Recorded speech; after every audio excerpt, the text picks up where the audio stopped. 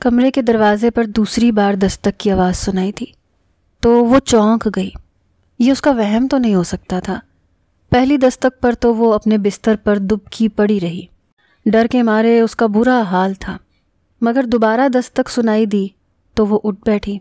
یہ اس وقت آدھی رات کو کون آ سکتا تھا؟ اس نے گھڑی کی جانب نگاہ کی۔ رات کے 11:30 بج رہے تھے۔ وہ ہمیشہ سے جلدی سونے کی عادی تھی۔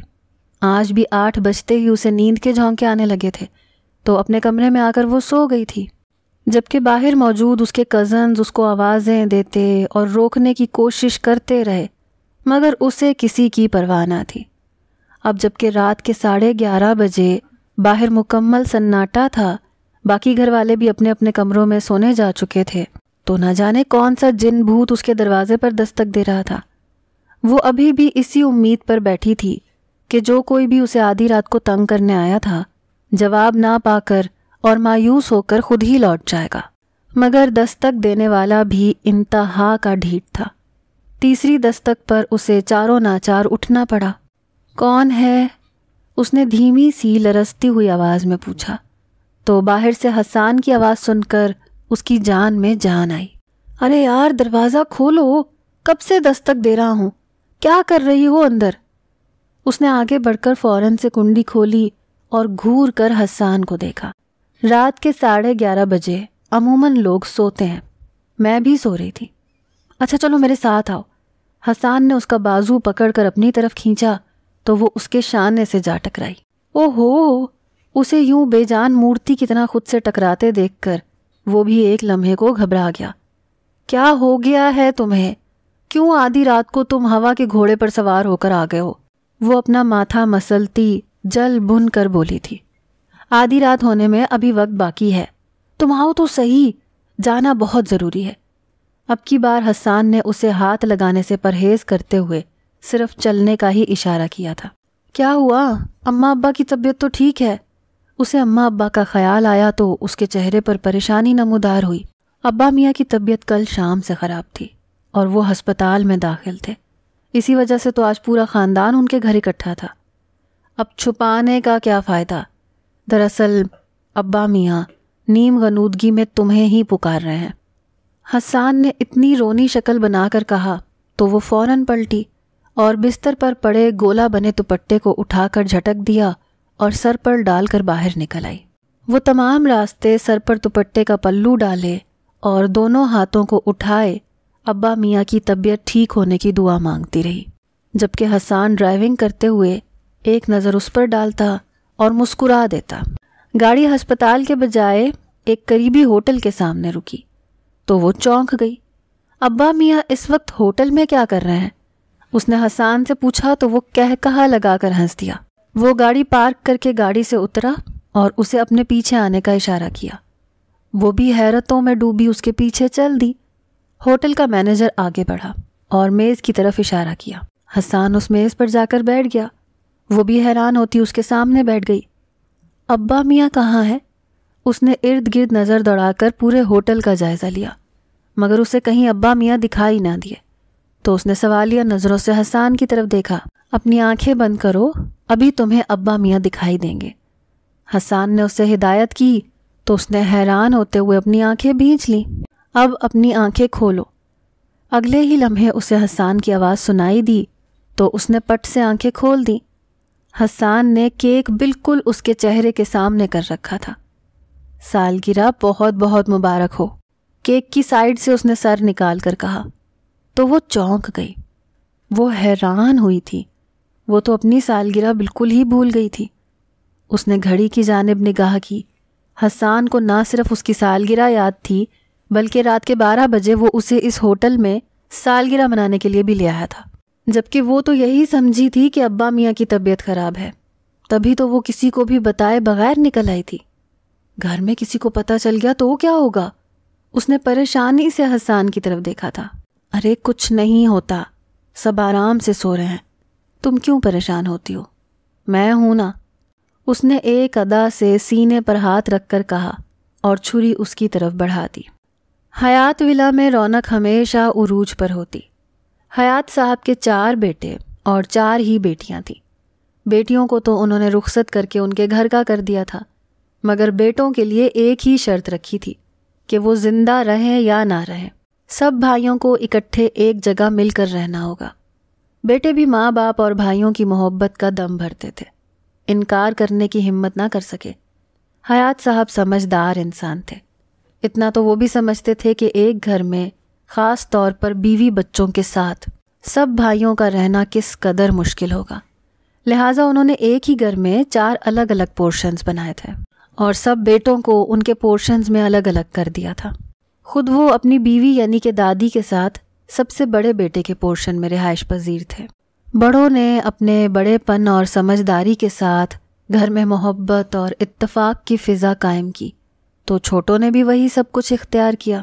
تمام کزنز میں آپس میں پیار، محبت اور دوستی رہی، مگر سب سے زیادہ رونق مقیم صاحب یعنی کہ حیات صاحب کے سب سے بڑے بیٹے کے پورشن میں لگا کرتی، کیونکہ وہاں پر دادا دادی جو موجود ہوتے تھے۔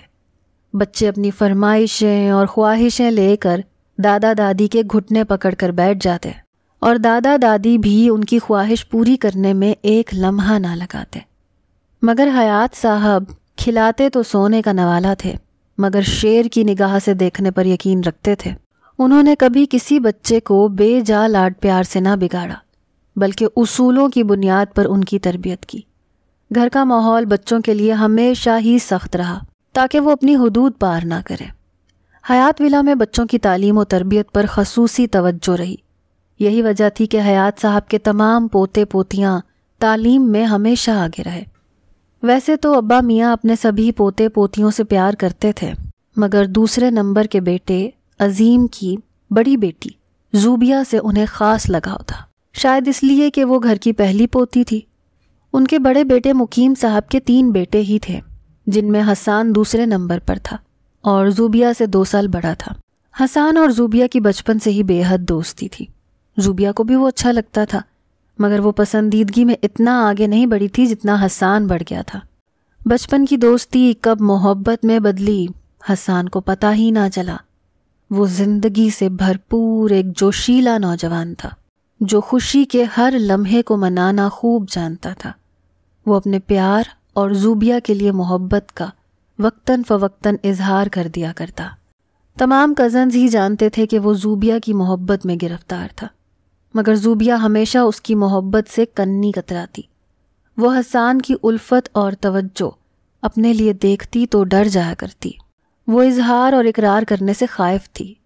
محبت جیسی شے پر تو اسے ویسے ہی اعتبار نہیں تھا، مگر اس سے حسان کے جذبات کی تہہ دل سے قدر تھی۔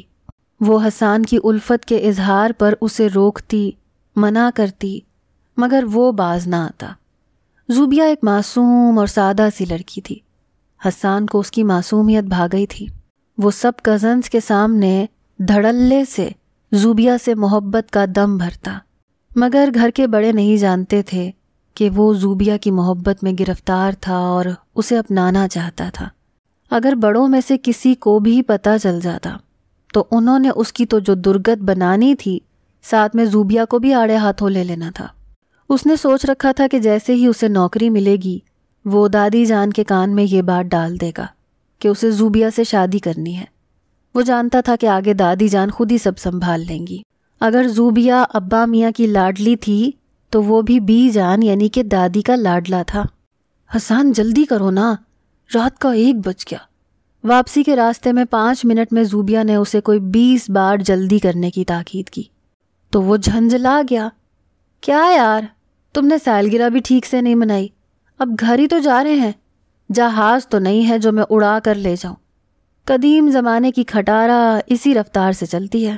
اس نے گاڑی کی اسپیڈ بڑھاتے ہوئے زوبیہ کو سمجھایا، دیکھو زوبی، گھر میں سب خواب خرگوش کے مزے لے رہے ہیں، ویسے بھی ابا میاں کی طبیعت کی خرابی کے باعث کل گھر میں سب جاگتے رہتے، اب تو سب گھوڑے گدھے بیچ کر سو رہے ہوں گے۔ اس نے زوبیہ کی پریشانی کم کرنے کی کوشش کرتے ہوئے اس کے چہرے پر ایک نظر ڈالی۔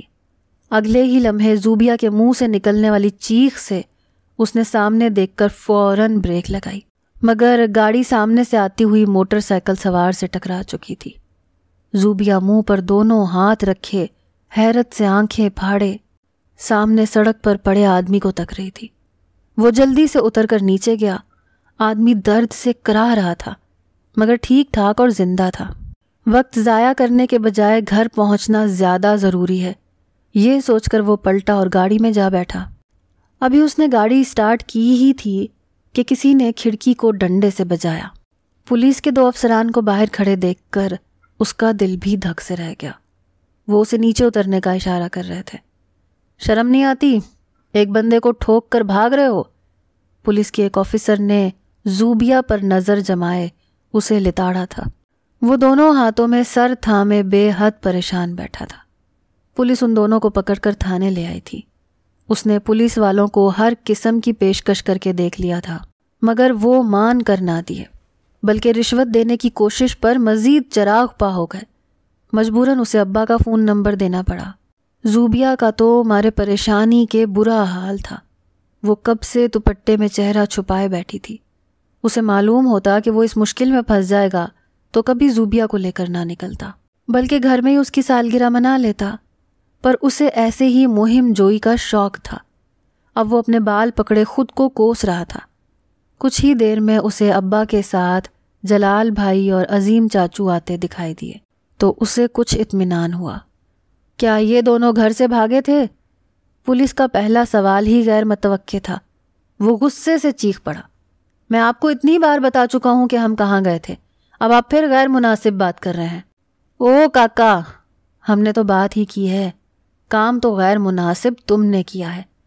ناظیم صاحب، آپ ہمیں بتائیں، کیا آپ کو پتا تھا کہ آپ کی بیٹی رات کے اس پہر اس لڑکے کے ساتھ گھوم رہی ہے؟ شکل صورت سے تو آپ لوگ شریف لگتے ہیں، اپنی اولاد پر نظر رکھیں، بعد میں سر پکڑ کر روتے ہیں جب پانی سر سے گزر جاتا ہے۔ پولیس کے اس افسر نے کوئی کسر نہیں چھوڑی تھی۔ لگتا ہے گھر سے مار کھا کر آیا کام پر آج۔ حسان کی زبان کہاں رکتی تھی۔ اس نے جلال بھائی کے کان میں گھس کر کہا تو انہوں نے اسے چپ رہنے کا اشارہ کیا۔ اس کے باپ چاچا نے پولیس والوں کی منتیں کی اور بڑی مشکلوں سے ان کی ضمانت کروائی۔ ان پولیس افسران کا تو کہنا تھا کہ ان دونوں کو ایک رات تھانے میں گزار لینے دیں، ساری عاشقی بھول جائیں گے۔ وہ سب اذانوں کے وقت گھر پہنچے تھے۔ گھر کے سبھی لوگ ان کے انتظار میں جاگ رہے تھے۔ سونے پر سہاگا یہ کہ ابا میاں کی طبیعت کی خرابی کے باعث چاروں پھپھوئیں اپنے اپنے بچوں کے ساتھ آئی ہوئی تھیں۔ عظیم صاحب نے زوبیا کا بازو پکڑ کر اسے غصے سے گاڑی سے اتارا اور لے جا کر اس کی ماں کے سامنے پٹک دیا۔ سنبھالو اپنی اولاد کو، ہاتھ سے نکلی جا رہی ہے۔ وہ حلق کے بل چیخے تھے۔ زوبیا منہ پر ہاتھ رکھ کر رو دی۔ وہ پہلے ہی بے حد خوف زدہ تھی۔ چاچو، اس میں زوبیا کا کوئی قصور نہیں، میں اسے زبردستی لے کر گیا تھا۔ وہ آگے بڑھ کر بولا تھا تاکہ زوبیا کو چاچو کے غیظ و غضب سے بچا سکے۔ تڑاخ! اس کے منہ پر پڑنے والا تھپڑ اس قدر زوردار تھا کہ وہ لڑکھڑا گیا تھا۔ اس نے گال پر ہاتھ رکھ کر حیرت سے چاچو کی طرف دیکھا۔ ان کی آنکھوں سے چنگاریاں نکل رہی تھیں، ضبط سے ان کا چہرہ سرخ تھا۔ آئندہ اگر میری بیٹی کے راستے میں آئے تو مجھ سے برا کوئی نہیں ہوگا۔ انہوں نے انگلی اٹھا کر اسے تنبیہ کی تھی۔ ان کا لہجہ ان کے غیظ و غضب کا پتہ دے رہا تھا۔ وہ غصے میں میز کو ٹھوکر مار کر وہاں سے جانے والے تھے۔ ابا میاں کی طبیعت اس قدر خراب ہے اور تمہیں سالگرہ منانے کی پڑی ہے۔ آدھی رات کو جوان جہان لڑکی کو تم لے گئے، تھانے ہو آئے، خاندان کی عزت خاک میں ملا دی۔ پھپھو کا بھی دل چاہ رہا تھا کہ ایک تھپڑ اور لگائے حسان کو۔ عظیم نے تو ہلکے میں چھوڑ دیا اسے۔ سب سے چھوٹے چاچو کی آواز پر اس نے چونک کر دیکھا۔ ان سب لوگوں کو ہو کیا گیا تھا؟ یہ چند گھنٹوں میں اتنا کیسے بدل گئے؟ ایسا کیا کر دیا میں نے؟ وہ حیران تھا۔ کوئی بھی اس کے پاس نہیں آیا تھا، نہ کسی نے اسے تسلی دی تھی۔ سب کزنز بھی ایک ایک کر کے اپنے ماں باپ کے پیچھے نکل گئے۔ زوبیا کو تو کب کا اس کی ماں لے کر جا چکی تھی۔ وہ بھی سر جھکائے اپنے کمرے کی طرف بڑھ گیا۔ وہ کب سے اپنے گھٹنوں پر سر رکھے بیٹھا تھا۔ بات اتنی معمولی نہیں تھی جتنی اسے لگی تھی۔ بات طول پکڑ گئی تھی۔ وہ تو ہمیشہ سے ہی ایسی مہم جوئی کا عادی تھا۔ اس کا جو دل کرتا تھا وہ کر جایا کرتا تھا، مگر اس رات زوبی کو ساتھ لے کر جانا اسے کافی مہنگا پڑا تھا۔ اس نے سب کو اور حالات کو اپنے مقابل کر لیا تھا۔ اس نے اپنے ہاتھ سے خود ہی سب کچھ بگاڑ دیا تھا۔ 3 نمبر والی پھپھو اپنے بیٹے منصور کے ساتھ زوبیہ سے شادی کرنے کی خواہش مند تھی۔ اس وقت تو عظیم چاچو نے کوئی جواب نہیں دیا تھا کیونکہ زوبیہ بھی پڑھ رہی تھی، مگر اب انہوں نے ایک رات میں ہی فیصلہ کر دیا اور پھپھو کو کہہ دیا کہ وہ شادی کی تیاریاں کریں۔ ابا میاں کے گھر آتے ہی میں زوبیہ کو رخصت کر دوں گا۔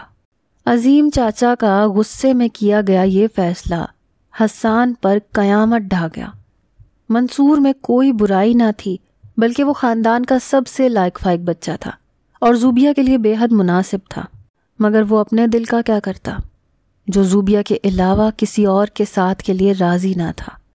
جلال بھائی کچھ کریں، میں مر جاؤں گا، رہ نہیں پاؤں گا اس کے بغیر۔ میں نے ہمیشہ اسی کے بارے میں سوچا ہے، وہ میرے دل و دماغ پر حکومت کرتی ہے۔ وہ جذبات میں آ کر اپنے بھائی کے سامنے رو دیا۔ جلال حیران تھا، وہ تو یہ سمجھا تھا کہ وہ زوبیہ کو ویسے ہی اس کی سالگرہ منانے کے لیے باہر لے گیا تھا، اسے نہیں معلوم تھا کہ وہ تو محبت میں مات کھا چکا تھا۔ تم اچھی طرح سوچ سمجھ کر یہ بات کر رہے ہو نا، کہیں یہ تمہارے وقتی احساسات تو نہیں؟ جلال کو نہ جانے کیوں لگتا تھا کہ حسان جیسا لاپرواہ اور لا ابالی لڑکا کسی کو اس قدر نہیں چاہ سکتا، مگر اس کی سرخ انگارہ آنکھیں اور چہرے پر جو ملال تھا وہ جلال کو بہت کچھ سوچنے پر مجبور کر گیا۔ کیا زوبیہ بھی تمہیں اتنا ہی چاہتی ہے؟ جلال بھائی کا سوال حسب توقع تھا، مگر وہ چونک گیا، سر اٹھا کر انہیں دیکھنے لگا۔ وہ اپنی یک طرفہ محبت میں اس قدر مگن تھا کہ زوبیہ کے احساسات جاننے کی تو اس نے کبھی کوشش ہی نہیں کی تھی۔ زوبیہ نے تو کبھی بھی کھل کر اس سے محبت کا اظہار نہیں کیا تھا، اس کی فطری شرم اور جھجک آڑے آ جاتی تھی، مگر اب اسے زوبیہ کا جواب چاہیے تھا۔ وہ اس کی مرضی اور منشا کے بغیر تو کوئی سٹینڈ نہیں لے سکتا تھا۔ ابا میاں ہسپتال سے بخیر و عافیت لوٹ آئے تھے، گھر میں خوشی کا سما تھا۔ زوبیہ انہیں دیکھ کر ان سے لپٹ گئی، اس کی آنکھوں سے بہتے آنسو ابا میاں کو پریشان کر گئے۔ ارے میری بچی، میں بالکل ٹھیک ہوں، اب رونا نہیں ہے۔ انہوں نے اسے تسلی دی اور اس کے آنسو پونچھ ڈالے۔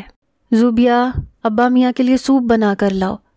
اسے اماں کی آواز سنائی دی تو وہ فوراً ہی اٹھ کر باورچی خانے کی جانب چل دی۔ جانتی تھی کہ ابا میاں کو اس کے ہاتھ کا سوپ کس قدر پسند تھا۔ ابا جی، آپ کو تو معلوم ہے کہ مسرت نے اپنے منصور کے لیے زوبیہ کا ہاتھ مانگا تھا۔ آپ کی طبیعت کی وجہ سے سب ہی پریشان تھے۔ ہم سوچ رہے ہیں گھر میں کچھ خوشی کی جائے، تو کیوں نہ زوبیہ اور منصور کے نکاح کی رسم رکھ لی جائے۔ ہاں ہاں، کیوں نہیں، آج کل سب یہاں آئے ہوئے ہیں تو اچھا ہے، سب کی موجودگی میں تقریب رکھ لو۔ ابا میاں نے خوشی سے تائید کی تو سوپ کے لیے دیگچی چولہے پر چڑھاتی زوبیہ کا دل دھک سے رہ گیا۔ زوبی، سنو، کھڑکی کھولو۔ بڑی دوپہر میں وہ ابھی کمرے میں تازہ دم ہونے کے لیے آئی ہی تھی کہ اس کے کمرے کی کھڑکی پر انگلی بجا کر آواز دی گئی۔ وہ چونک کر پلٹی، فوراً سے کھڑکی کا دروازہ کھول دیا۔ حسان، تم یہاں کیا کر رہے ہو؟ وہ حیرانی سے بولی۔ مجھے تم سے ضروری بات کرنی ہے۔ وہ فوراً کھڑکی پر چڑھ کر اندر کود آیا۔ حسان، تم چلے جاؤ یہاں سے، میں آتی ہوں۔ کمرے میں بات کرنا مناسب نہیں لگتا، کوئی دیکھ لے گا تو جانے کیا سوچے گا۔ میں تم سے کئی دنوں سے بات کرنے کی کوشش کر رہا ہوں، مگر تم ہمیشہ مجھے نظر انداز کرتی آ رہی ہو۔ آج میں بات کر کے ہی جاؤں گا۔ وہ نہ جانے کیا کچھ سوچ کر آیا تھا۔ حسان، خدا کا واسطہ تم جاؤ یہاں سے پلیز، میں خود ابھی تمہارے پیچھے آتی ہوں۔ اب کی بار زوبیہ نے اس کو ہاتھ سے دھکیل کر کھڑکی کی طرف پھینکا تھا۔ میں جا رہا ہوں، لیکن باہر گیراج میں تمہارا منتظر ہوں، ابھی کے ابھی وہاں پہنچو۔ وہ کھڑکی سے کود کر واپس گیا تو زوبیہ نے سکھ کا سانس لیا۔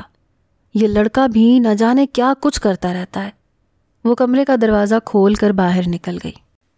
زوبی، تم میرا ساتھ دو تو میں بہت کچھ کر سکتا ہوں۔ میں کیا کر سکتی ہوں حسان؟ اس نے پریشانی میں اپنے ہاتھ مسلے تھے۔ تم کیوں کچھ نہیں کر سکتی؟ میں تمہاری مدد کے بغیر کچھ نہیں کر سکتا، مجھے تمہارے ساتھ کی ضرورت ہے، وہ اٹل لہجے میں بولا تھا۔ مگر حسان، مجھے یہ سب ٹھیک نہیں لگتا۔ کیوں ٹھیک نہیں لگتا؟ کیا تم اس منصور سے شادی کرنے کے لیے تیار ہو؟ اس نے زوبیہ کی آنکھوں میں جھانکا تو وہ نظریں چرا گئی۔ زوبی، ادھر دیکھو۔ اس نے اسے دونوں بازوؤں سے پکڑ کر اس کا رخ اپنی طرف کیا۔ تم عظیم چاچو کو صاف صاف انکار کر دو کہ تم منصور سے شادی نہیں کرو گی۔ میں ابا سے بات کرتا ہوں کہ وہ میرا رشتہ تمہارے لیے لے کر آئے۔ حسان، میری بات سمجھنے کی کوشش کرو۔ میں یہ نہیں کر سکتی۔ میں پہلے ہی ابا کے اعتماد کو ٹھیس پہنچا چکی ہوں۔ اب میں مزید ان کی تربیت پر حرف نہیں آنے دے سکتی اور خاندان بھر میں ان کو رسوا نہیں کروا سکتی۔ میری طرف سے صاف انکار ہے۔ جو کچھ جیسے ہو رہا ہے ویسے ہونے دو۔ زوبیہ نے اپنے آپ کو اس کی گرفت سے آزاد کروایا۔ اس نے حیرت سے زوبیہ کی طرف دیکھا تھا۔ یہ تم کیا کہہ رہی ہو زوبی؟ مجھے تم سے یہ امید نہیں تھی کہ تم میرے ساتھ ایسا کیسے کر سکتی ہو؟ تم اپنے لیے میری محبت سے اچھی طرح واقف ہو۔ اگر تم نے یوں بے وفائی کرنی تھی تو مجھے پہلے قدم پر روک دیتی تاکہ میں تمہاری محبت میں اتنا آگے نہ نکلتا۔ وہ مایوسی سے بھرے لہجے میں بولا، اس کا مطلب جلال بھائی سچ کہتے ہیں۔ میری محبت یک طرفہ تھی۔ میں ہی اتنے عرصے سے بے وقوف بنتا رہا۔ اس کی سرخ انگارہ آنکھیں دیکھ کر وہ ڈر گئی۔ حسان، ایسا نہیں ہے، میری بات سنو، میں بے حد مجبور ہوں۔ اس نے حسان کو سمجھانے کی کوشش کی مگر وہ سمجھنے کو کہاں تیار تھا۔ وہ تو جا چکا تھا۔ زوبی اس کی پشت دیکھ کر رہ گئی۔ یہ جذبات میں آ کر کچھ غلط کر بیٹھے گا، اس نے پریشانی سے اپنے ماتھے کو مسلا تھا۔ جلال بھائی کی شادی کے بعد یہ خاندان کی دوسری تقریب تھی۔ سب ہی بڑے بچے بے انتہا خوشی کے ساتھ تیاریوں میں مصروف تھے۔ روزانہ ہی بازاروں کے چکر لگتے، طرح طرح کے ٹوٹکے آزمائے جاتے۔ عورتوں نے تو تیاریوں میں لڑکیوں کو بھی پیچھے چھوڑ دیا تھا۔ کوئی نہ کوئی چہرے پر سفید تو کبھی کالا ماسک لگائے گھوم رہی ہوتی۔ وہ ساکت آنکھوں سے سب کو دیکھتی اور چہرے پر زبردستی کی مسکراہٹ سجائے رکھتی۔ وہ اپنے ابا کے چہرے پر سکون اور اطمینان دیکھتی تو اس کا اپنا دل بھی سکون سے بھر جاتا، مگر جیسے اسے حسان کا خیال آتا وہ بے چینی سے اٹھ کھڑی ہوتی، کمرے میں ادھر سے ادھر ٹہلنا شروع کر دیتی۔ اس نے حسان سے کبھی بھی کھل کر اظہار نہیں کیا تھا، مگر ہلچل تو اس کے دل میں بھی مچی تھی۔ اس نے حسان کی آنکھوں میں اس کے اظہار سے پہلے ہی محبت کی شمع جلتی دیکھ لی تھی۔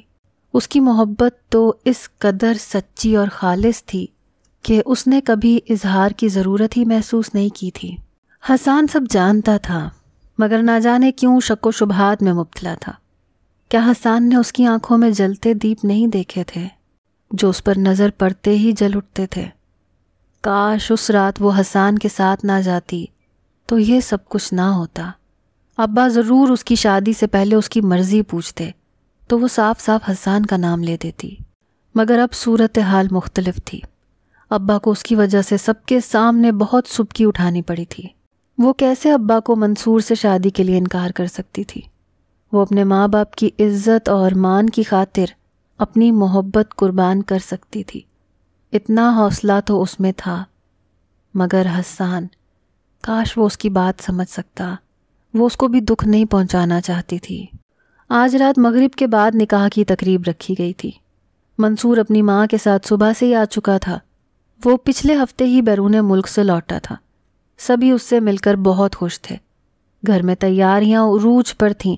خواتین کھانا پکانے کی تیاریوں میں ہلکان تھیں تو لڑکے باہر لان کو سجانے میں مشغول تھے۔ ہر طرف رونق دیکھ کر اس کا دل خوشی سے بھر گیا تھا۔ بیرون ملک میں وہ یہ سب رونقیں مس کرتا تھا، مگر سب سے زیادہ رونق لگانے والا وہ لڑکا حسان کہاں تھا؟ ابھی تک حسان سے ملاقات نہیں ہو سکی تھی۔ اس نے حسان کی تلاش میں ادھر ادھر نظریں دوڑائیں۔ حسان کہاں ہے؟ اس نے تیاریوں میں مصروف زوبیہ کے چھوٹے بھائی بابر سے پوچھا۔ وہ تو اپنے کمرے میں ہے، ان کی طبیعت ٹھیک نہیں ہے، وہ تیزی سے کہہ کر آگے بڑھ گیا تو وہ حسان سے ملنے اس کے کمرے میں چلا گیا۔ کمرے میں گھوپ اندھیرا تھا۔ اس نے سوئچ بورڈ پر ہاتھ مار کر بتی جلائی۔ کمرے کی حالت عجیب تھی۔ ہر طرف سامان ادھر ادھر بکھرا پڑا تھا۔ حسان بستر پر الٹا پڑا تھا۔ بتی جلانے سے بھی اس کے وجود میں کوئی ہلچل نہ ہوئی۔ اتنی گرمی میں بھی کمبل اس کے اوپر پڑا تھا۔ وہ پریشانی سے آگے بڑھا۔ حسان؟ اس نے حسان کا کندھا ہلایا تو اس کے وجود میں ہوتی ہلچل دیکھ کر اس نے سکھ کا سانس لیا۔ آپ कब आए? हसान उसे देखते ही उठ गया। 1 हफ्ते पहले आ गया था, उसने जवाब देते हुए उसका जायजा लिया। बड़ी हुई शेव के साथ, बिखरे बाल और सुर्ख आंखें, कपड़े भी न जाने कितने दिनों से नहीं बदले गए थे। तुम्हें क्या हुआ है? उसने हैरत से अपने छोटे कज़न को देखा जो उसे बेहद अजीज था। नहीं, कुछ नहीं, बस तबीयत ठीक नहीं है। उसने अपने चेहरे पर हाथ फेर कर अपने कर्ब को मिटाने की कोशिश की थी, जो कि साफ अयां था। उसने चेहरे पर ज़बरदस्ती की मुस्कुराहट सजा ली। मंसूर ने बगौर उसका चेहरा देखा था। अगले ही लम्हे वो जस्त लगाकर बिस्तर से उठा। मैं ज़रा फ्रेश होकर आता हूँ। इससे पहले कि उसके चेहरे से सब कुछ अयां होता, वो बाथरूम में घुस गया था। मुझे ज़ूबिया से मिलना है, बेहद ज़रूरी है। वो सबसे छोटी कज़न मिशी की मिन्नतें कर रहा था। मगर मंसूर भाई, शाम को आपका निकाह है, उस वक्त जी भर कर मिलिएगा ना? वो शरारत से बोली। नहीं मिशी, मुझे अभी मिलना है, प्लीज़ कुछ करो, वो मिन्नत भरे अंदाज में बोला तो वो सोच में पड़ गई। ठीक है, आप टेरेस पर जाएं, मैं आप ही को लेकर आती हूँ। वो ज़ूबिया को देखकर हैरान था। पीली फटक रंगत पर हैरान आंखें। हसान को क्या हुआ है? उसने ज़ूबिया से पहला सवाल हसान के बारे में पूछा था। हस्बे तवक्को वो घबरा गई। मुझे नहीं मालूम। अगले ही पल वो वापस नीचे भाग गई। हयात विला का पूरा लॉन बरकी कुमकुमों से सजा हुआ था। मेहमानों के लिए सफ़ेद सोफ़ों का इंतज़ाम था। तकरीब में घर के लोग ही शामिल थे। हयात साहब अपने चारों बेटों और बेटियों को उनकी आल औलाद समेत देखकर बेहद खुश थे। ज़ूबिया को लाकर बिठा दिया गया, मगर मंसूर जो भी कुछ देर पहले यहाँ मौजूद था, न जाने कहाँ गायब हो गया था। कुछ ही देर में वो हसान का हाथ पकड़े आता दिखाई दिया। वो सोफे पर बैठने के बजाय स्टेज पर खड़ा हो गया। बात दरअसल ये है कि मैं अपनी एक कोलीग को पसंद करता हूँ। उसके इस ऐलान पर सब ही सन्नाटे में रह गए। ये क्या बकवास है? उसकी माँ उठ खड़ी हुई। 1 मिनट माँ, मुझे बात कर लेने दे, उसने नरमी से माँ को समझाया। दरअसल जब अम्मा ने ज़ूबिया से मेरे रिश्ते की बात की तो अम्मा को कुछ मालूम ना था, मगर बाद में मैंने अम्मा को बता दिया था कि मैं अपनी कोलीग से शादी करना चाहता हूँ। लिहाजा अम्मा ने दोबारा कभी अजीम मामू से कोई बात नहीं की थी। मगर अब जब अजीम मामू ने खुद ही अम्मा से इस रिश्ते के लिए हाँ कर दी तो अम्मा उन्हें बता ना सकीं कि मैं इस शादी के लिए तैयार नहीं हूँ, क्योंकि वो नहीं चाहती थी कि उनका भाई उनसे नाराज़ हो। अम्मा ने मुझे ज़ूबिया से शादी के लिए मना लिया था और मैं अम्मा की इज्जत और उनके मैके की खातिर मान भी गया था, बिल्कुल वैसे जैसे ज़ूबिया इस रिश्ते के लिए मान गई। मुझ समेत सभी कज़न्स ये जानते हैं कि ज़ूबिया और हसान एक दूसरे को चाहते हैं। मुझे ये समझ नहीं आती कि आखिर कब तक ऐसा चलेगा। बड़ों की इज्जत बचाने के लिए कब तक हम बच्चों के एहसासात को कुर्बान किया जाएगा? वो सवालिया निशान बना सब बड़ों से पूछ रहा था। अजीम मामू, मेरी आपसे दरख्वास्त है, आप ज़ूबिया का निकाह हसान से कर दें, वो इसे बहुत खुश रखेगा। वो अजीम मामू के हाथ पकड़े बोल रहा था। उन्होंने फौरन अपने हाथ छुड़वाए। ऐसा नहीं हो सकता। अब्बा मियाँ अपनी लाठी टेकते उठ खड़े हुए। मैंने तुम लोगों को इतना तंग जहन तो नहीं बनाया था कि अगर बच्चे अपनी पसंद से शादी करना चाहें तो तुम लोग जालिम समाज बनकर दरमियान में खड़े हो जाओ। जब से मैं अस्पताल से आया हूँ मैंने एक दिन ज़ूबिया के चेहरे पर खुशी नहीं देखी। तुम लोग अंधे हो जो तुम्हें अपनी औलाद की खुशी दिखाई नहीं देती। अब्बा मियाँ ने सबको बुरी तरह से लताड़ा था। अब्बा, मैं तो चाहता था कि ज़ूबिया मेरी बहू बने, मगर मैं अजीम की वजह से चुप था। मुकीम ने आगे बढ़कर अब्बा मियाँ का हाथ थामा। वो नहीं चाहता था कि उनकी तबीयत दोबारा से ख़राब हो। बस ये तय है, ज़ूबिया का निकाह हसान से होगा। अजीम की क्या मजाल थी कि वो अब्बा मियाँ के फ़ैसले से इनकार करता। निकाह सरअंजाम पा गया था। सब बड़े खुशगपियों में मसरूफ़ थे। हसान ज़ूबिया का हाथ पकड़े उस पर लगी मेहंदी का जायज़ा ले रहा था। बड़ा रंग आया है, इसका मतलब पता है क्या है? क्या है? ज़ूबिया ने इतरा कर पूछा। اس کا مطلب ہے کہ دلہا اپنی دلہن کو بے پناہ چاہتا ہے۔ یہ تو مجھے معلوم ہے۔ اس نے ایک ادا سے اپنا ہاتھ چھڑوایا۔ تم نے پیروں پر بھی مہندی لگائی ہے؟ حسان نے اس کے پاؤں دیکھے تو چونک کر پوچھنے لگا۔ ہاں لگائی ہے۔ اور اس کا مطلب پتہ ہے کیا ہے؟ وہ شوخی سے بولی تو وہ چونک گیا۔ کیا مطلب ہے؟ اس کا مطلب ہے کہ دلہن بھی اپنے دلہا کو بہت چاہتی ہے۔ اس نے شرماتے ہوئے بالآخر اظہار کر ہی دیا۔ حسان دل کھول کر مسکرایا تھا۔ اس کی چاہت کی شدت رائگاں نہیں گئی تھی۔